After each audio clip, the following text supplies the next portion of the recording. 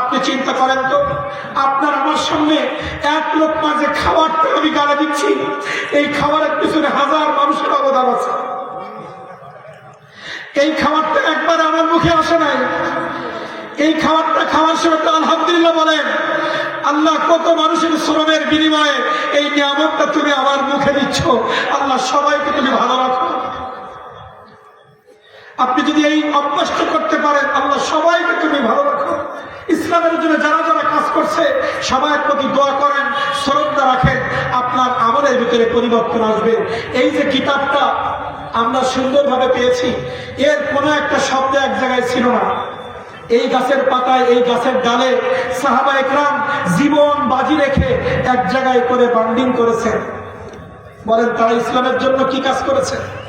আর সেই সাহাবীর শানে আপনার আমার মতো যে সাহাবীরা কিতাব না লিখলে কোরআন আমরা পেতাম না, যে সাহাবা একরাম হাদিসের কিতাব না লিখলে আমরা মূর্খ থেকে যেতাম। রাসূল সাল্লাল্লাহু আলাইহি ওয়াসাল্লাম কথা বলেছেন আর সাহাবা একরাম মুখস্থ করেছেন। প্রথমে লেখা নাই, কিন্তু সাহাবীরা দেখলেন আমাদের ইন্তেকালের পর আমাদের যেমন ব্রেন ক্ষমতা, আমাদের দক্ষতা, আমাদের স্মৃতিশক্তি, শেষ জামানায় মানুষের স্মৃতিশক্তি থাকবে না। এজন্য কষ্ট করে ওযু করে গোসল করে ইমাম বুখারীর জীবনীতে আছে, উনি ওযু না করে গোসল না করে একটা হাদিস কিতাবের মধ্যে উনি লেখেন নাই। আর আমরা ওযু ছাড়া কোরআন পড়তে পারি, ফতোয়া দেয়।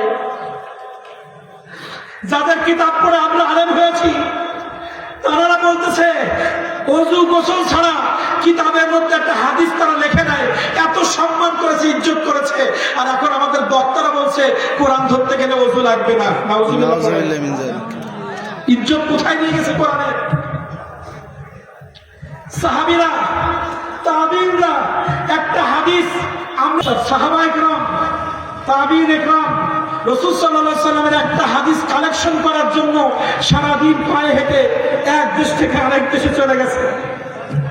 ইমাম বুখারী রাহমাতুল্লাহ আলাইহি একটা সহিহ হাদিস কালেকশন করার জন্য বিবি বাচ্চা সবাইকে ফেলে রেখে খাওয়া নাই দাওয়া নাই, কোথায় সাহাবীরা আছে, কোথায় গেলে নামাজের ব্যাপারে এই হাদিসটা সহিহ পাবো, পায়ে হেঁটে সেখানে গিয়ে হাদিস এনে ওযু করে গোসল করে কিতাবে লিখছেন।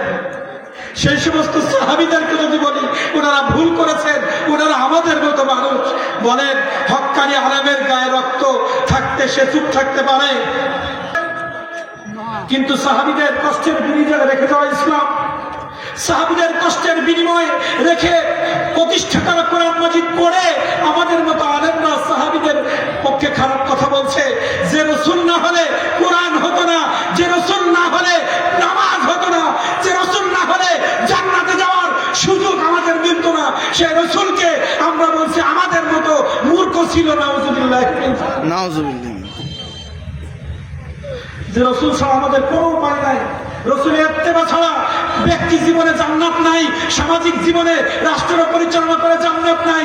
আপনি যেখানেই বসবেন, যে ব্যবসায় বসবেন, চাকরিতে বসবেন, মসজিদের মেম্বারে বসবেন, আপনি ক্ষমতার চেয়ারে বসবেন, আপনি মাছের ব্যবসায় বসবেন, তরকারির ব্যবসায় বসবেন, রডের ব্যবসায় বসবেন, সিমেন্টের ব্যবসায় বসবেন, আপনি যেখানেই বসবেন সেখানেই আমার রাসূলের সুন্নাত লাগবে, না হলে আপনার এই বসা আল্লাহ কবুল করবে না। ঠিক। যার ইত্তেবা করে আপনি আল্লাহকে খুশি করবেন। আল্লাহ বললেন আমার নবীর ইত্তেবা ছাড়া আমার ভালোবাসা পাওয়া যাবে না। যার ইত্তেবা করে আপনি আল্লাহকে পাবেন, তাকে যদি বলেন উনিও যা আমিও তাই, হবে? হবে বলেন? রাসূলের ঘাম মোবারক সাহাবায়ে কেরাম কটুই করে ভরে মেয়েদের বিবাহের অনুষ্ঠানে ছেলে মেয়ের গায়ে মাখিয়ে দিতেন, আতর হিসাবে ব্যবহার করতেন। আপনার আমার ঘাম যখন ঝরে আপনি আতর কেন পাশের উঠে পালিয়ে যান? রাসূল আকরাম সাল্লাল্লাহু আলাইহি ওয়াসাল্লাম মদিনার মসজিদে নববীর পাশে থুতু মুবারক ফেললে সাহাবায়ে কেরাম কুড়িয়ে কুড়িয়ে চেটে চেটে খাইতেন। আপনি আমি থুতু মারলে কুত্তাও আসবে না। রাসূল করিম সাল্লাল্লাহু আলাইহি ওয়াসাল্লাম ওযু করার পরে ওযুর পানি যেখানে গড়াইতো, ওযুর পানি নিয়ে শিফা হিসাবে সাহাবায়ে কেরাম গায়ে মুখে মারতেন। সুবহানাল্লাহ। রাসূল করিম সাল্লাল্লাহু আলাইহি ওয়াসাল্লাম ওযুর পানি ব্যবহার করে অনেক রোগ সাহাবায়ে কেরামদের ভালো হয়েছে। আপনার আমার ওজুর পানি কি? যে রাসূল করিম সাল্লাল্লাহু আলাইহি ওয়াসাল্লামের 63 বছর জীবনের মধ্যে হাজার হাজার মুজিজা, হাজার লক্ষ লক্ষ সুন্নাত, যে রাসূল করিম সাল্লাল্লাহু আলাইহি ওয়াসাল্লামের 63 বছর জীবনের মধ্যে একটা সেকেন্ডের কোন আমল আমরা জীবনে করে দেখাইতে পারবো না, সেই রাসূলের মতো আমাদেরকে মনে করতেছি আমরা। নাউজুবিল্লাহ। এভাবে হবে না।